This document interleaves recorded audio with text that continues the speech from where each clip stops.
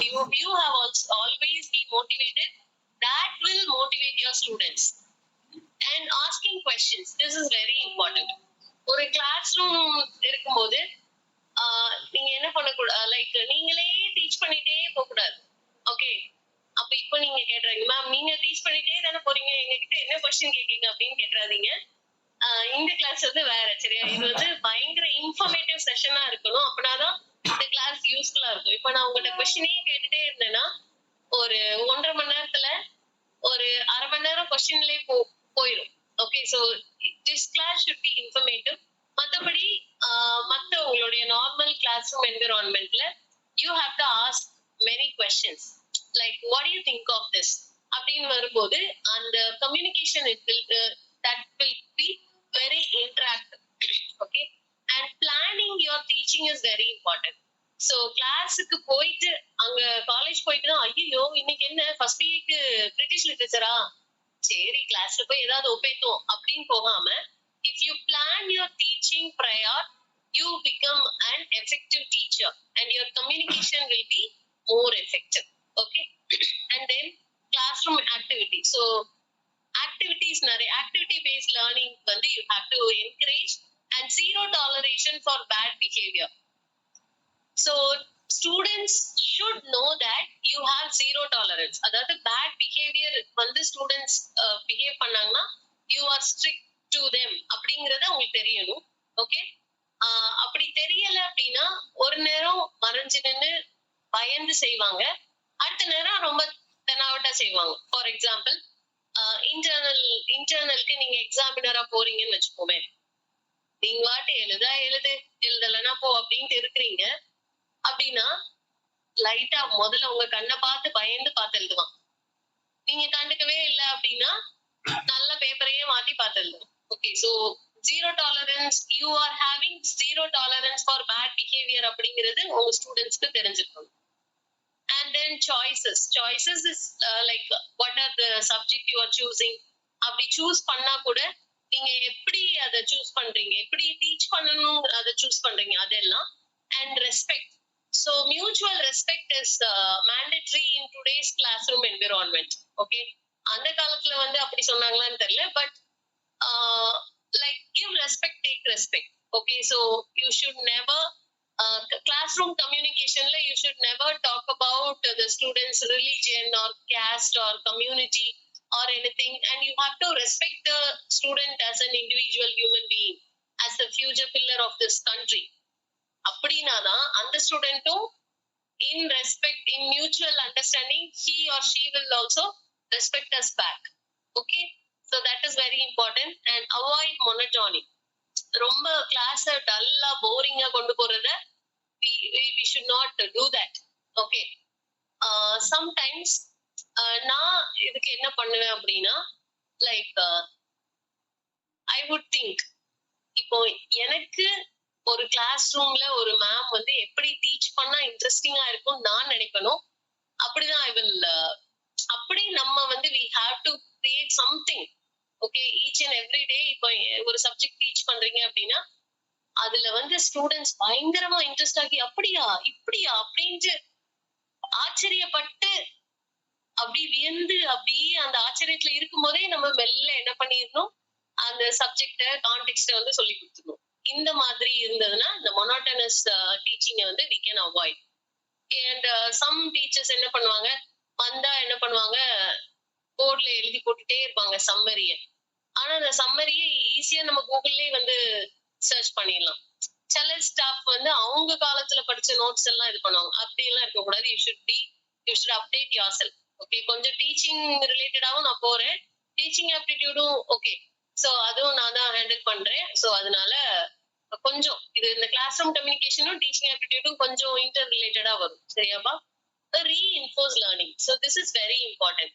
அதாவது லேர்னிங் அப்படிங்கிற ப்ராசஸ் வந்து ஸ்டூடெண்ட்ஸ்க்கு வந்து we have to reinforce. So you have to learn every day அப்படிங்கறத வந்து we have to reinforce, like not just for உன்னோட செமஸ்டருக்கு படி, இன்டர்னலுக்கு படி அப்படிங்கறத விட learning is a lifelong process அப்படிங்கறத we have to reinforce into a student's mind. And active listening. Active listening வந்து students சைடும் நடக்கணும், டீச்சர்ஸ் சைடும் நடக்கணும்.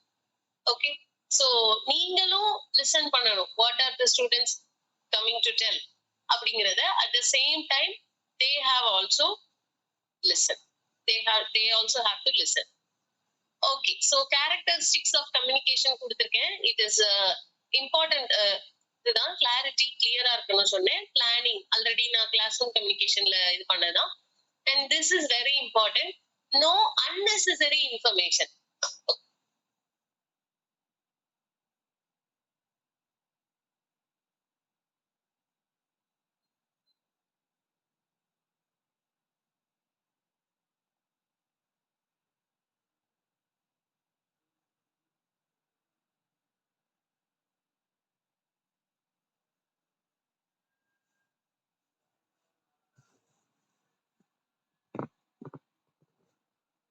Hello, can you see my screen?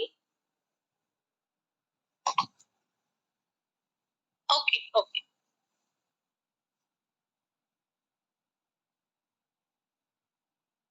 என்ன பண்ணுவாங்க, they will teach. கொஞ்சம் 2 லைன் தான் ஆரம்பிச்சிருப்பாங்க, அதுக்குள்ள யூ நோ அப்படின்ட்டு they will start their family story. இது எல்லாமே வந்து ஒரு 2-3 டைம் வந்து அந்த ஸ்டூடெண்ட் வந்து ஒரு இன்ட்ரெஸ்டா கவனிப்பாங்க. அதுக்கப்புறம் அந்த ஸ்டாஃப் மெம்பரை பாக்குற நேரம்லாம் once upon a time my சித்தப்பாஸ் ஃபேமிலி அப்படின்ட்டு they will கிண்டல் அடிப்பாங்க. சரியா? சோ அதனால அந்த unnecessary இன்ஃபர்மேஷன் வந்து கொடுக்கறத வந்து we have to avoid. And இது வந்து general கம்யூனிகேஷன்லயும் this is very important. நம்ம unnecessary-யா ரொம்ப பேசும்போது people will not like to speak with us. Okay, நீங்க இத லிசன் பண்ணி பாருங்களேன். ரொம்ப பேசாத ஆள்கிட்ட, ரொம்ப பேசவே இல்லாம ரொம்ப காம் அண்ட் கம்போஸ்டா இருக்கிறவங்க கிட்ட பேசணும்னு நிறைய பேர் ஆசைப்படுவாங்க. ரொம்ப எப்ப பாரு வளவலன்ட்டு இருக்கிறவங்க கிட்ட வந்து கண்ணுல படாம போயிடணும் அப்படின்னு நினைக்கிறவங்க தான் அதிகம். Okay, and feedback. ஸோ ஃபீட்பேக்லயும் we have different types. அதை நம்ம பார்ப்போம். சரியா? So feedback is important. Empathy is also important. And empathy அப்படிங்கிறப்போ வந்து ஜெனரல் கம்யூனிகேஷன்ல இப்போ சம்டைம்ஸ் பீப்புள் ஆர் இன் ரொம்ப சோகமா இருக்காங்க, someone have lost their loved ones அப்படின்னா நம்ம போயிட்டு அந்த டைம்ல நம்மளுடைய கம்யூனிகேஷன் எப்படி இருக்கணும் அப்படிங்கறத we have to choose. Okay, that is the choices I have mentioned in the previous slide. அப்ப போயிட்டு அவங்க கிட்ட கவலைப்படாதீங்க அப்படி இப்படின்லாம் சொன்னா கூட கொஞ்சம் தான் they will hurt. Okay, so அமைதியா இருந்து கூட you can participate, you can communicate with them. Okay, ஒரு ஜஸ்ட் ஷோல்டரை டேப் பண்ணி கொடுக்கறது மூலமா. ஓகே, சம்டைம்ஸ் ஃபார் எக்ஸாம்பிள் நீட்ல ஒருத்தங்க ரொம்ப ஏதாவது ஒரு எக்ஸாம் எழுதி பரவாயில்ல அடுத்த டைம் பார்த்துக்கலாம் அப்படிலாம் நீங்க சொன்னீங்க அப்படின்னா they will be hurt. Okay, they will be hurt. அதாவது you have to give them time. அதுதான் அந்த எம்பத்தியில வந்து வருது. Okay, and then modification of messages. So this is important. Modification of messages அப்படின்னா இப்போ ஒரு மெசேஜ் வந்து it is a very complicated thing அப்படின்னு வச்சுக்கோங்களேன். For example Newton's third law எக்ஸாம்பிளுக்கு சொல்றேன். நியூட்டன்ஸ் தேர்ட் லா இருக்கிறதுல ரொம்ப ஈஸியான லா, அது கஷ்டம்லாம் கிடையாது. ஆனா நினைச்சுக்கோங்க அது வந்து பயங்கர காம்ப்ளிகேட்டடா இருக்கு, காம்ப்ளெக்ஸா இருக்கு. சரியா? இப்போ நான் தான் டீச்சர், நான் தான் உங்களுக்கு வந்து நியூட்டன்ஸ் தேர்ட் லா சொல்லி கொடுக்கணும். நான் என்ன பண்ணலாம், இந்த மெசேஜ கண்டென்ட் மாறாம I can modify so that you all can understand easily. புரியுதா? இந்த மாதிரி ஒரு மாடிஃபிகேஷன் ஆஃப் மெசேஜஸ் நடக்கும்போது communication will be very effective. சரியா? நான் நெட் ஜேஆர்எஃப்க்குன்னு ப்ரிப்பேர் பண்றதுக்கு ஒரு கொஞ்ச நாளைக்கு முன்னாடி ஐ ஹியர்ட் திஸ் திங். ஓகே, என்னன்னா எவ்வளவு பெரிய தியரியா இருக்கட்டும், எவ்வளவு பெரிய கான்செப்டா இருக்கட்டும், அத ஒரு ஃபர்ஸ்ட் ஸ்டாண்டர்ட் பிள்ளைக்கு உங்களால எக்ஸ்பிளைன் பண்ண முடியும் ஈஸியா அப்படின்னா யூ ஆர் நீங்க வந்து லைக் உங்களுக்கு நல்லா அந்த கான்செப்ட் புரிஞ்சிருக்குன்னு அர்த்தம். ஐ திங்க் அபு அண்ணன் தான் அது சொன்னாங்கன்னு நினைக்கிறேன், அபு சார் தான் சொன்னாங்கன்னு நினைக்கிறேன். சோ தட் இஸ் புரியுதா? அதாவது அதுக்குன்னு அந்த பெரிய கான்செப்ட பெரியவங்களுக்கும் நம்ம காம்ப்ளிகேட்டடாவும் நமக்கு எக்ஸ்பிளைன் பண்ண தெரியணும். அதே நேரம் ஒரு ஃபர்ஸ்ட் ஸ்டாண்டர்ட்ல வந்து இது என்ன போஸ்ட்கோலோனியலிசம்னா என்ன அப்படின்னா அந்த பிள்ளைக்கு புரியுற மாதிரியே சொல்லி தெரியணும். So that is the modification of messages. And and gestures and non-verbal techniques. We have gestures, non-verbal techniques எல்லாம் நிறைய இருக்கு. So usually the grammar class எல்லாம் teach பண்ணும்போது இந்த non-verbal இந்த gestures எல்லாம் நிறைய யூஸ் பண்ணி non-verbal techniques எல்லாம் யூஸ் பண்ணும்போது அந்த ஸ்டூடெண்ட்ஸ் வந்து ஈஸியா they will pick it up. Okay. Okay. இதுல வந்து இதெல்லாம் வந்து it is a part and parcel of communication. கம்யூனிகேஷன்ல உள்ள எலிமெண்ட்ஸ் இதெல்லாம் என்ன அப்படிங்கறத ஐ வில் ஜஸ்ட் கொஞ்சம் சீக்கிரமா சொல்றேன். Channel noise, semantic noise. Channel நாய்ஸ்னா என்னன்னா எக்ஸ்டர்னலா வர்ற நம்மளுக்கு டிஸ்டர்பன்சஸ். இப்போ நம்ம கம்யூனிகேஷன்ல எக்ஸ்டர்னல் டிஸ்டர்பன்சஸ். ஃபார் எக்ஸாம்பிள், இப்போ நான் பேசிட்டு இருக்கேன்னா இப்போ உங்க எல்லாருக்கும் ஒரு இறையிற மாதிரி ஒரு சவுண்ட் கேக்குதுன்னு வச்சுக்கோ. So this is channel noise. சரியா? அல்லனா என்னோட ரூம்ல போட்டுக்கிற ஃபேன் பயங்கர சத்தமா இருந்து அது வந்து ஒரு மாதிரி சவுண்ட் கேக்குதுன்னா that is channel noise. Okay, நாய்ஸ்னாலே என்ன அப்படின்னா அதாவது நம்ம காதுக்கு இனிமையாவோ அல்லனா நமக்கு அண்டர்ஸ்டாண்டபிளா இல்லாம அன்பிளசண்டா ஒரு சவுண்ட் இருக்குன்னா that is noise. So channel noise-னா என்னன்னு புரிஞ்சுட்டா எக்ஸ்டர்னலா நமக்கு வர நாய்ஸ். செமாண்டிக் நாய்ஸ் அப்படின்னா என்னன்னா இப்படி நான் ஒரு 1 hour பேசுறேன், எப்படி இருக்கும் உங்களுக்கு? அபு சார் எல்லாரும் போட்டு என்ன சார் ரிசோர்ஸ் பர்சனை கூப்பிட்டுருக்கீங்க அப்படின்ட்டு அவர் மேல அவரை சாடுவீங்க, அப்படிதானே? என்னன்னா செமாண்டிக் நாய்ஸ்னா அந்த கண்டென்ட் வந்து நமக்கு புரியல அப்படின்னா that will become a nuisance to our ears. என்னடா ஒண்ணுமே புரிய மாட்டேங்குது, என்னத்த இவர் வளர்றாரு, புரியுதா? So this is the difference between channel noise and semantic noise. Okay, so then we have positive feedback and negative feedback. So இது வந்து we all know. இப்போ positive feedback அப்படின்னா I hope you are giving me a positive feedback. Positive feedback நோனே ma'am வந்து நல்லா teach பண்றாங்க அப்படி அது இல்ல, அதுவும் தான்.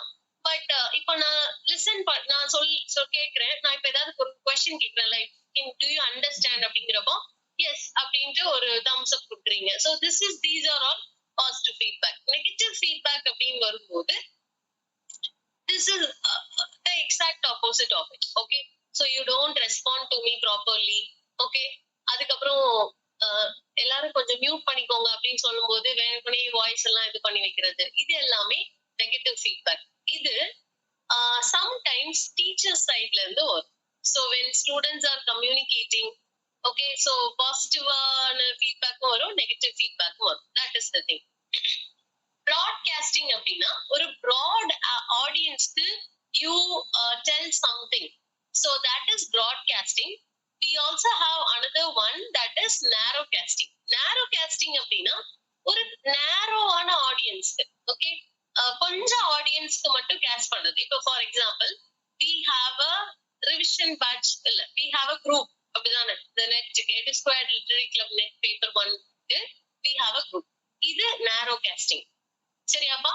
அதே இது டெலிவிஷன்ல இது பண்றாங்க அப்படின்னா we call it as broadcasting. Okay, so this is the difference. Surveillance ஏன் மேம் கம்யூனிகேஷன் குள்ள வந்தது அப்படின்னா ஒண்ணு இல்ல, இமேஜின் தட் நீங்க ஒரு கான்ஃபரன்ஸ் வந்து நடத்த போறீங்க, சரியா? கான்ஃபரன்ஸ் நடத்தும் போது கம்யூனிகேஷன் எப்படி ஹேப்பன் ஆகும்? You share Google forms, register பண்றதுக்கு கூகுள் ஃபார்ம்ஸ் எல்லாம் ஷேர் பண்ணுவீங்க, மத்தபடி எல்லாமே பண்ணுவீங்க. இது பண்ணிட்டு you will be constantly checking, அப்படிதானே? அதுக்குன்னு ஒரு மெயில் ஐடி கொடுத்துருப்பீங்க. அப்ப அந்த மெயில்ல எத்தனை மெயில்ஸ் வந்திருக்குன்னு செக் பண்ணுவீங்க, எத்தனை பேர் ரெஜிஸ்டர் பண்ணிருக்காங்க அப்படின்னு you will be constantly checking. ஏதோ என்கொயரிஸ் வந்திருக்கா அல்லனா யூ இமேஜின் தட் ஒரு பிசினஸ் நீங்க ஸ்டார்ட் பண்றீங்க, உங்க பிசினஸ் வாட்ஸ்அப் மூலமா தான் ஆர்டர்ஸ் எல்லாம் வந்து டிஸ்பேச் பண்றீங்கன்னு வச்சுக்கோ. அப்போ you will be constantly checking எத்தனை ஆர்டர்ஸ் வந்திருக்கு, எத்தனை பேருக்கு டெலிவரி ஆயிருக்கு, புரியுதா? So this is a kind of surveillance in communication. Okay, semiotics we all know, that is the content and the language, that's semiotics. And then you have this halo effect. So halo effect வந்து researchலயே ஒரு halo effect சொல்லி கொடுத்தேன். Do you remember what is halo effect in research?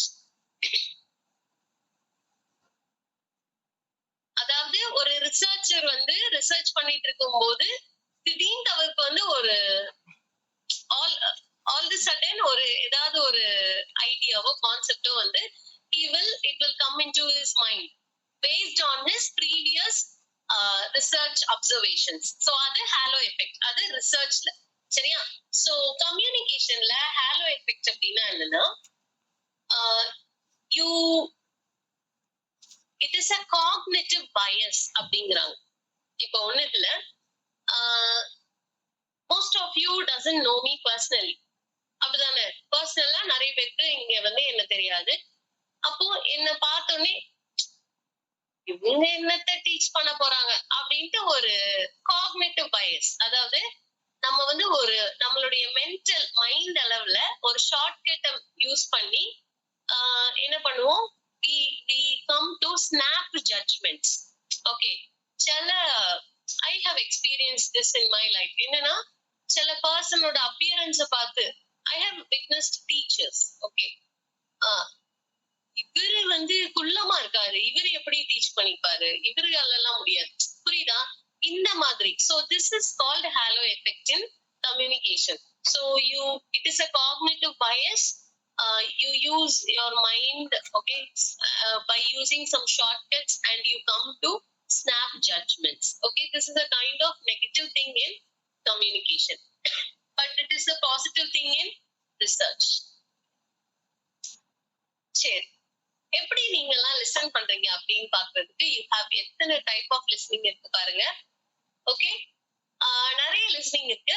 Marginal listening, combative listening. Marginal listening அப்படின்னா என்னன்னா, for example, ஏய் நான் உனக்கு இன்னைக்கு டைரி மில்க் வாங்கி தரேன், ஆனா நீ தான் இன்னைக்கு சமைக்கணும்.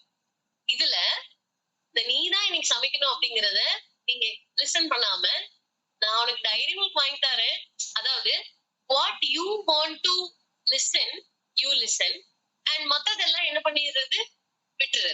ஓகே, சோ இததான் என்ன சொல்றாங்க, மார்ஜினல் லிசனிங் அப்படின்னு சொல்றாங்க. நமக்கு என்ன தேவையோ அதை மட்டும் லிசன் பண்ணிட்டு மிச்சதெல்லாம் விட்டுறது. this is called marginal listening. And then you have combative listening.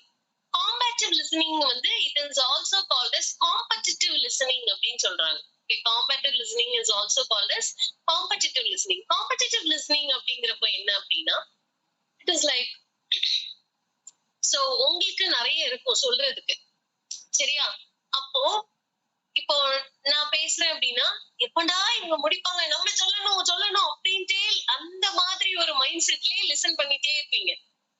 அப்ப அங்க வந்து அந்த லிஸ்னிங் வந்து என்னவா நடக்காது, ஒரு எஃபெக்டிவ் லிஸ்னிங்கா இருக்காது. இததான் வந்து காம்படிட்டிவ் லிஸ்னிங் அல்லது காம்பேட்டிவ் லிஸ்னிங் அப்படின்னு நம்ம சொல்றோம். Then you have appreciative listening. Appreciative லிஸ்னிங்ல என்ன அப்படின்னா, அவங்க என்ன சொன்னாலும் யூ வில் அப்ரிஷியேட். புரியுதா? அவங்க நமக்கு பிடிச்ச ஒரு பர்சனா இருப்பாங்க. What ever they tell you appreciate. Okay, that is appreciative listening. So then you have evaluative listening. Evaluative listeningல அவங்க என்ன சொன்னாலும் என்ன பண்ணிட்டே இருக்கிறது, அப்போ இவ இப்படி சொல்றா பாத்தியா, அப்ப அத மனசுல வச்சுட்டுதான் இதை இப்படி சொல்றா அப்படின்னு என்ன பேசினாலும் என்ன சொன்னாலும் இருக்கு நம்ம என்ன பண்ணிட்டே இருக்கிறது, எவாலுவேஷன் போட்டுட்டே இருக்கிறது. You pass on judgments, okay, you put on marks. இதுதான் வந்து எவாலுவேட்டிவ் லிசனிங். ப்ரொஜெக்டிவ் லிசனிங் அப்படின்னா என்னன்னா, you project something. Okay, projective லிசனிங்ல யூ ஹாவ் சம் பயஸ்டு இது இருக்கும் நமக்கு. இப்போ for example, what to say, இப்போ நான் வந்து என்ன வந்து ஜேஆர்எஃப்னு எப்படியாவது, இப்ப நானும் இன்னொரு பர்சனும் பேசிட்டே இருக்கோம்னு வச்சுக்கோங்க, சரியா? எனக்கு என்ன தோணுது, நான் எப்படியாவது நான் ஜேஆர்எஃப் வாங்கியிருக்கேன் அப்படிங்கறது அந்த ஆப்போசிட்ல உள்ள பர்சன்ட்ட நான் சொல்லிடணும் அப்படின்ட்டே நினைச்சிட்டே இருக்கேன் மனசுல. அப்ப ஆப்போசிட்ல உள்ள பர்சன் வந்து எப்பமாவது லைட்டா ஒரு கேப் கொடுப்பார்ல, அதுலன்னா நெட் பத்தி பேசுறாருன்னு வச்சுக்கோமே, நான் கூட ஜேஆர்எஃப் தாங்க 2019ல அப்படின்னு சொல்றேன்னா, this is called what to say, a projective listening. சரியா? நம்மள பெரிய ஆளா காமிச்சுக்கணும் அப்படிங்கிறதுக்காகவே லிசன் பண்றது. Okay, this is projective listening. நான் சொன்ன இந்த இதுக்கு இப்ப சொன்னேன்ல, இந்த இதுக்கு முன்னாடி இந்த ப்ரொஜெக்டிவ் லிஸ்னிங் இதுவரை இந்த லிஸ்னிங் வந்து எஃபெக்டிவ் லிஸ்னிங்கே கிடையாது இது எதுவுமே. Okay, next you have fake listening. Fake லிஸ்னிங்னா என்னது சொல்லுங்க? ஐயோ கேஸ் அடுப்பு ஆஃப் பண்ணி வச்சேனா சிலிண்டர் தெரியலையே, நாளைக்கு வேற அந்த மீட்டிங்க்கு அந்த ஃபார்ம் சப்மிட் பண்ணணும். எஸ் மேம் புரியுது. புரியுதா? ஹியர் சொல்லுவாங்க தெரியுமா, நம்ம லிசன் பண்ணிட்டே இருப்போம் ஆனா மைண்ட்ல ஒண்ணுமே வந்து you didn't get it to it your mind. That is called fake listening. And then you have empathetic listening. Empathetic listening na you have empathy. அவங்க சொல்றத வந்து you listen with empathy. இதுல நான் சொல்றதுல the last 3 listening இருக்கு பாத்தீங்களா, empathetic listening, active listening, reflective listening. இந்த மூணுமே வந்து ஒரு effective communicationக்கு helpful இருக்கும்.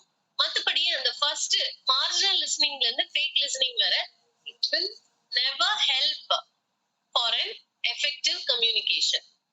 ஓகே, சோ ஆக்டிவ் லிசனிங்னா ரொம்ப ஆக்டிவா லிசன் பண்றது. ஓகே, ஆக்டிவ் லிசனிங்ல இன்டராக்ஷன்ஸ் வரும், ஃபீட்பேக், பாசிட்டிவ் ஃபீட்பேக், இது எல்லாமே it will happen. And reflective listening அப்படின்னா என்னன்னா, இந்த ப்ரொஜெக்டிவ் லிசனிங்ல என்ன சொன்னேன், அவங்க என்ன சொன்னாலும் என்ன பண்றது கிடையாது, நம்ம சொல்ல வந்த பாயிண்ட் எப்படியாவது சொல்லிடணும் அப்படின்னு நினைக்கிறதா ப்ரொஜெக்டிவ் லிசனிங்.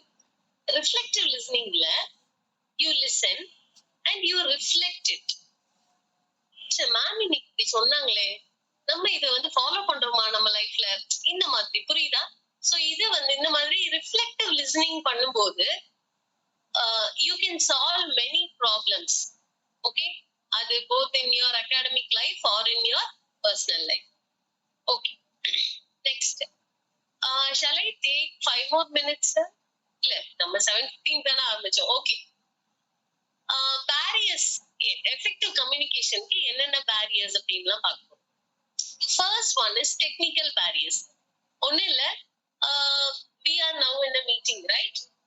இப்போ எனக்கு நெட் கிடைக்கலையோ, ஒழுங்கா நெட் கிடைக்கல, அல்லனா என்னுடைய ஃபேஸ், என்னுடைய வாய்ஸ் வந்து டிலேடா உங்களுக்கு கேக்குது, இந்த மாதிரி எல்லாம் இருக்கு, விட்டு விட்டு கேக்குது, இந்த மாதிரி எல்லாம் இருந்ததுன்னா these are technical barriers. Okay, physical barriers அப்படின்னா என்னன்னா, you have that is something that you can see.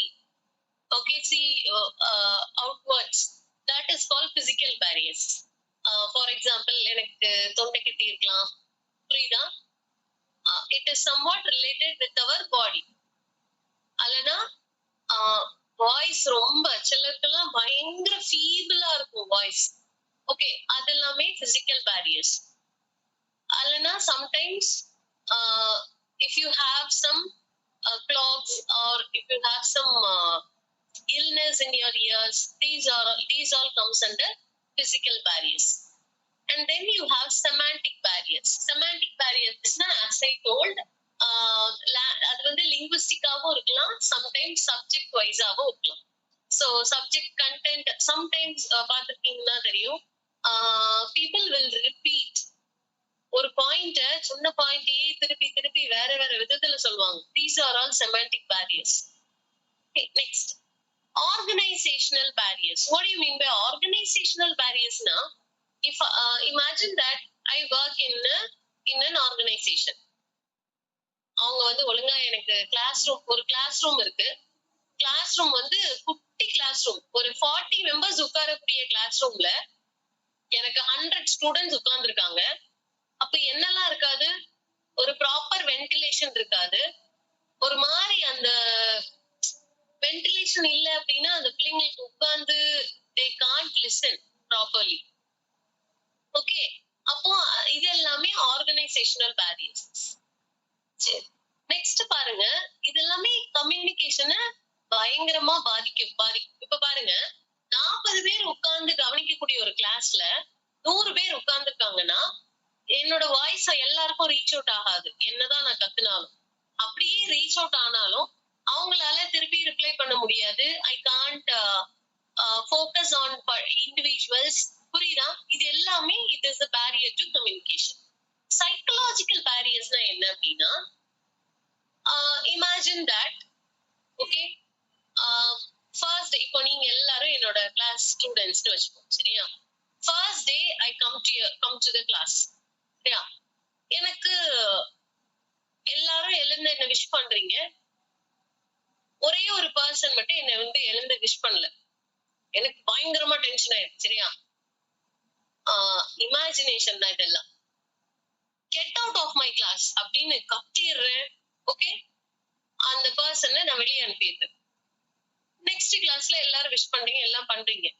ஆனா அந்த ஃபர்ஸ்ட் கிளாஸ்ல ஒருத்தரை நான் வெளியே தள்ளியிருப்பேன் பாத்தீங்களா, அவர் என்ன பண்ண மாட்டாரு, அந்த வருஷம் ஃபுல்லா என் கிளாஸ கவனிக்கவே மாட்டாரு. ஏன்னா ஃபர்ஸ்ட் டே நான் காலேஜ் வந்திருக்கேன், எல்லாரும் முன்னாடி அவமானப்படுத்தி வெளியே ஏத்துனவங்க தானே, நீங்க என்ன சொன்னாலும் நான் கவனிக்க மாட்டேன். ஸோ சைக்கலாஜிக்கலா the listener is not ready to listen to my words. இதேதான் சம்டைம்ஸ் அந்த சென்டருக்கும் இருக்கும். சரியா? இது வந்து இப்போ இது எப்பெல்லாம் மாறும் அப்படின்னா, if the centre and the receiver have different beliefs. சரியா? இப்போ ஃபார் எக்ஸாம்பிள், நான் ஒரு கடவுளே இல்ல அப்படின்னு நினைக்கிற ஒரு ஆளாகவும், மத்தவங்க எல்லாம் கடவுள் இருக்கிறவங்க அப்படின்னு நினைக்கிற ஆளா இருந்தாங்கன்னா, சைக்கலாஜிக்கலா வந்து ஃபர்ஸ்ட் இவங்க ப்ரிப்பேர் ஆயிருவாங்க. எப்பா இந்த ஆள் சொல்றதை கேட்கவே கூடாது, கேட்டா நம்மளும் இவர் மாதிரி நாத்திகன் ஆயிருவோம் அப்படின்னு சொல்றாங்கன்னா, புரியுதா? இதெல்லாம் சைக்கலாஜிக்கல் பேரியர்ஸ். சோஷியல் பேரியர்ஸ் அப்படிங்கிறப்போ வந்து இந்த சொசைட்டி கிரியேட் பண்ணி வச்சிருக்கோம்ல, லைக் ஃபார் எக்ஸாம்பிள் ரிலீஜியஸ் பேரியர்ஸா இருக்கலாம், கம்யூனல் பேரியர்ஸ், இது எல்லாமே சோஷியல் பேரியர்ஸ்ல வரும். Then we have cultural barriers, physiology, இது எல்லாமே it is easy. Okay. Perceptual பேரியர்ஸ்னா என்னன்னா, perceptions differ from person to person. நான் ஒரு பர்செப்ஷன் வச்சிருப்பேன், இன்னொருத்தங்க இன்னொரு பர்செப்ஷன் வச்சிருப்பாங்க. சோ இந்த பர்செப்ஷன் டிஃபர் ஆகும்போது நம்மளுக்கு வந்து இவங்க சொல்றதெல்லாம் கேட்கவே கூடாது அப்படிங்கிற ஒரு இதை வந்து நம்ம இது பண்ணி வச்சிருக்கோம். And the same thing with attitude. எனக்கு ஒரு ஆட்டிடியூட் இருக்கும், அது சொல்ல கேட்கறவங்களுக்கு இன்னொரு ஆட்டிடியூட் இருந்தனாலும் இந்த கம்யூனிகேஷன் வந்து எஃபெக்டிவா ஹேப்பன் ஆகும். தென் சென்டர் ஓரியன்டட் பேரியர்ஸ். இது எல்லாமே it comes and centre oriented barriers அப்படின்னா, இப்போ நான் imagine that I am the centre. Okay, இப்போ நான் வந்து என்னோட இங்கிலீஷ் ப்ரொஃபிஷியன்சியை காமிக்கணும், பயங்கரமா அந்த பிள்ளைங்களுக்கு புரியாத இங்கிலீஷ்ல பேசுறேன் அப்படின்னா, that is centre oriented barrier. Okay, the same thing. இதே மாதிரி நிறைய பேரியர்ஸ் இருக்கு. அது நீங்க பார்த்தாலே, இந்த கொஸ்டின்ல பார்த்தாலே you can easily identify. The same thing with receiver oriented barriers. அவங்களுக்கு ஒருவேளை அந்த சப்ஜெக்ட் பிடிக்காம இருக்கலாம். ஓகே, அதனால அவங்க அதை கவனிக்காம இருக்கலாம், அல்லனா அந்த டீச்சரை பிடிக்காம இருக்கலாம். இந்த மாதிரி நிறைய இருக்கு. சோ இதெல்லாம் நான் கிளாஸ் ரூமுக்கு எக்ஸாம்பிளா வச்சு சொல்றதா இருந்தாலுமே, but in general communication is also everything suits to the place. Okay, next இதோட முடிச்சிடலாம். Mass media and society. So mass மீடியால we have different types. Traditional இருக்கு, பிரஸ், ரேடியோ, போட்டோஸ், வீடியோஸ், இது எல்லாமே இருக்கு. Wireless communication. நீங்க என்ன பண்ணுங்க, you have to find out. இப்போ இந்த I will share all the resources I have regarding communication. இப்போ இந்த ரேடியோ அப்படிலாம் இருக்குல்ல, ரேடியோ, டெலிவிஷன், இதுல எல்லாம் எப்படி கொஸ்டின் கேட்பாங்கன்னா, ஃபர்ஸ்ட் நம்ம இந்தியால பிரிண்ட் ஆன நியூஸ் பேப்பர் என்ன, இந்த மாதிரி they will ask. Okay, so அதெல்லாம் கொஞ்சம் பார்த்து வச்சுக்கோங்க. அண்ட் ஆல்சோ இப்போ ரீசெண்டா கரண்டா கிளாஸ் ரூம் கம்யூனிகேஷன்ல டிஜிட்டல், அது ஐசிடி நான் டீச் பண்ணும்போது I will focus on that. Okay, so அது வந்து இந்த இப்போ உள்ள கம்யூனிகேஷன்ல என்னென்ன இது இருக்கெல்லாம் நம்ம வந்து டெவலப் ஆயிருக்கோம். ஓகே, சோ 5G அண்ட் இந்த மாதிரி எல்லாமே கொஞ்சம் படிச்சு வச்சுக்கோங்க. இப்போ கம்யூனிகேஷன்ல இப்போ இந்த டாடா அவங்க எல்லாரும் பிஎஸ்என்எல் கூட டைப் ஆகுறாங்க. இந்த இந்த நியூஸ் எல்லாமே யூ ஜஸ்ட் படிச்சு வச்சுக்கோங்க. It will be helpful because it all refers to all those things are related to communication. Okay, so அதெல்லாம் பார்த்து வச்சுக்கோங்க. And now it's your time. You can ask if any doubts if you